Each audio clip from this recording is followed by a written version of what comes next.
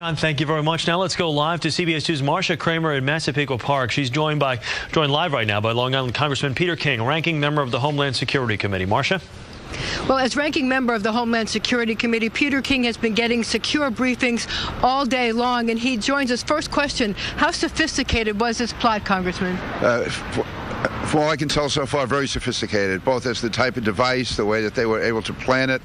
So this was very sophisticated, very well planned. So I guess the question a lot of people have is, after 9/11, are we here in this area still vulnerable? We're much safer. This plan would have worked on September 10th. They would have been able to carry out the attack on September 10th, 2001. So we've gone light years beyond what we were then. We're much safer, much more secure. But this shows we still have some vulnerabilities. We have to constantly be on our guard every moment of every day. And it seems that the people involved were Al-Qaeda members from the Arab Peninsula. All the evidence indicates that it was Anwar al-Awlaki, who was the imam in Yemen, who was the head of Al-Qaeda in the Arabian Peninsula, the same ones who carried out the Christmas Day bombing, the same ones who carried out the attack at Fort Hood. So it's the same person, you think? It certainly, there were reports that the bombs that they found may have had the same material as the underwear bomber on Christmas Day. Yeah, you know, we can't say definitely, but all the evidence right now indicates that this is Al-Qaeda in the Arabian Peninsula. Anything terrorist coming out of Yemen goes back to al-Awlaki. That's the way it's been so far. So I'd be very surprised if it's anyone other than al-Awlaki. Yeah, but here's the question. Is it over now? I mean, it's been going on for all day. Is this the end, or is this just the beginning? Is this a test run, or is there more to come? The investigation is still on. There could be other ramifications to this, so no, we don't know if it's over or not. And everything is being explored. Everything is being looked at. This is a full-scale investigation by TSA, the FBI, all of the intelligence community, our allies, our friends. We have, we do not know for certain it's over. This could be the beginning, it could be the middle, it could be the end, or it could be just a precursor to another attack. This could have been just testing our vulnerability for further attacks for Thanksgiving, Hanukkah, Christmas. So no, this is another, if anything, it's a wake-up call. At the very least, it's a wake-up call, so we know that this enemy is out there trying to kill us. So it's actually probably a very good thing that Mayor Bloomberg and Police Commissioner Kelly have maintained such a high anti-terrorism presence in the city. Mike Bloomberg and Ray Kelly deserve all the credit, because we are the #1 terrorist target in the world. It also means, though, that the federal government should be giving more money to the NYPD and the FDNY to carry out the job to protect us against this type of attack. So what are we going to look for this weekend? I mean, are they going to stop searching planes at some point, or do you think they're going to continue to go after and look at every single plane that comes in from Yemen and any place in the Middle East? I think, at least for the foreseeable future, we'll be checking out any type of cargo coming in from Yemen. But again, this investigation is ongoing. We could find out something in the next half hour that could change the entire direction, could add on to it. So you can see many days, I think, of intensive investigation, intensive activity, and it won't be over till it's over. Well, thank you very much, Congressman. Marcia, reporting live from Massapequa Park, I'm Marcia Kramer, CBS 2 News. And we continue our coverage with Congressman Peter King from Long Island, who is the ranking member of Homeland Security. Congressman King, thanks for joining us. Yes. Good to see you again. Very welcome. You know, I heard a government official say this afternoon that we're still a step ahead of the terrorists, that we've been able to, catch them at this point. But it seems like they are certainly awfully close right now. How close were they to actually pulling this off, and how concerned should we all be?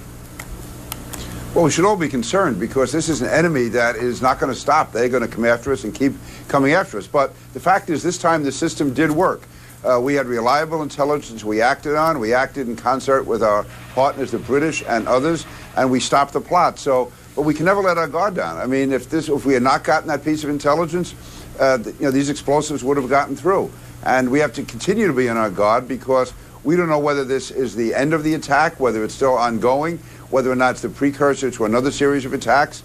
We have the holidays coming up, Thanksgiving and Hanukkah, Christmas. Are they trying to probe? And it comes out of Yemen, which is the most dangerous part of the world right now, because that's where Al-Qaeda in the Arabian Peninsula under al-Awlaki is. Well, Congressman, clearly aviation is still in the mind of terrorists. How vulnerable are cargo planes? Do security efforts need to be stepped up, and do we need to do a better job of checking all shipment, even at ports?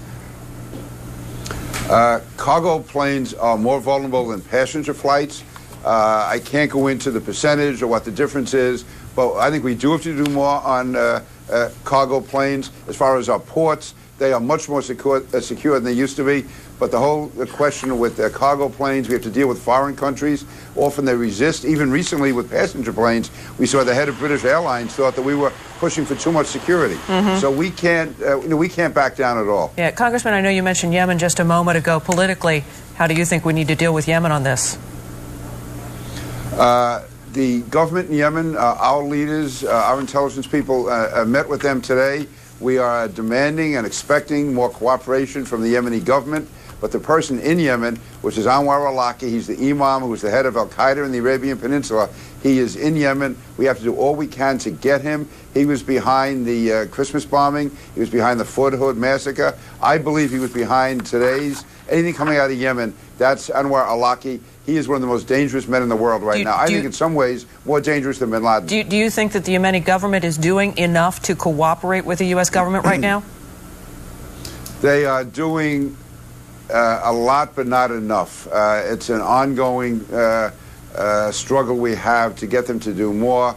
I believe they should be allowing us to do more, and I think this may give us the opportunity to increase our leverage on them. But no, this is a real area of concern, and we are not getting, I don't believe, enough support. We're getting, more than we were getting. The situation is being brought home to them, but hopefully this will enable us to make even more progress. Okay, thank you. Congressman Peter King. As you know, the planes intercepted in England and Dubai did set off a wave of security sweeps on cargo planes at some of the busiest airports in the country. And today's plot highlights the vulnerability of the whole cargo system. 1,000 planes carrying cargo of some kind fly into the U.S. every day. Our senior justice correspondent Pierre Thomas on the new measures tonight. Pierre? Diane, tonight, U.S. officials are deeply concerned. This is the fourth al-Qaeda plot targeting U.S. soil in the past 13 months alone. ABC News has learned that tonight, officials at this secure secret location outside of Washington are tracking every package coming from Yemen. We cannot let our guard down for one moment. They are coming at us 24/7. In response to the potential threat, today FedEx canceled all cargo flights emanating from Yemen. And the Department of Homeland Security warned Americans they would be seeing a series of heightened security measures in the coming days, including more passenger pat-downs and expanded random checks for explosives. Even though it's not on the front pages, al-Qaeda is still as active and as intent as ever. Every single piece of cargo aboard U.S. passenger flights is screened, but that is not the case on cargo-only flights. Screening on those flights is targeted, based in part on something that triggers suspicion. That is precisely why terrorists may have decided to target cargo flights. They believe that cargo planes would not be as secure as passenger planes, and they're probing. There's always al-Qaeda and all its elements are always trying to find weaknesses. Sources say the terrorists may also have mailed the bombs because they believe it is more difficult to obtain explosives here in the U.S. When al-Qaeda is able to, for example, build a bomb in Yemen or in Pakistan or in Afghanistan, they have access to the destructive materials. They don't have to actually bring a person into the United States or rely on an operative in the U.S. What they're doing is relying on the courier service or the mail service and trusting that the package is going to get there the way that the courier says it's going to. And that, unfortunately, in a case where a bomb goes off, is a very bad delivery. U.S. officials believe that al-Qaeda is desperate to hit the U.S. before the 10th anniversary of 9/11, and that's less than a year away, Diane. But you're saying that they're targeting Yemen specifically. How do they know whether or not to target other countries in the region? Well, Diane, that's the big question tonight. Is Yemen the only location that packages may be coming from? They just don't know. So right now they're going over other security measures that might be taken. That is the operative question tonight. Are there other locations other than Yemen that these packages might come from? Thank you, Mary. Just a few hours ago, I sat down with Congressman Peter King to get his insight on today's scare. As a ranking Republican on the House Homeland Security Committee, he received constant updates on the plot. We did get intelligence, and we acted on it. And when you're given intelligence and you're told to look for a certain piece of cargo, look for it on a certain flight, and you find something there, then you know that there's been a real plot that's been stopped. And now what the purpose of the plot is, we're not certain yet. We're still early in the investigation, but clearly there was a plot which was stopped. And when you get corroborating evidence, when you're told to look for something, you look and it's there, and there it is, you find an explosive device, you know that you're onto something very significant. Do you think it's possible the goal of whoever or whatever was behind this was simply to create panic, to make us feel scared, and to create disruption? We're not certain yet what the full scope and the full intent of the plot was, but the devices, as I understand it, were lethal. These were significant explosive devices, so it appears they were intended to go off. Now, were they intended to go off when the plane was in midair? Was intended to go off after the cargo was delivered? It's again, that I don't know. Or was it intended to go off, but just be a precursor to a more significant attack that's going to be coming later, to see what the response would have been? Is this an example of how well the international intelligence community is working together? If this attack had been launched on September 10th, 2001, it would have succeeded. This would not have been stopped 9 years ago. It was stopped today, and that is something that should assure the people of the United States, and especially the people of New York, since in many of these threats we are the #1 target. So you're saying that the response today shows that the system works and is working? Yeah, the system worked because we have layers of defense. Obviously, it was wrong that an explosive got on the cargo planes. But on the other hand, we got intelligence that was the next layer of defense, and that worked. And then we got the intelligence. We and our allies worked together, and we were able to stop the plot. TSA, the FBI acted here in this country, so everything worked. Congressman, how many disasters can you tell us that we have averted because of this intelligence work, this kind of intel?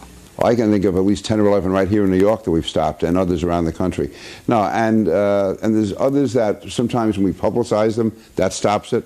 The threats against Europe last month were very real, and we still don't know what the status of them is, but they haven't occurred, and that's a victory.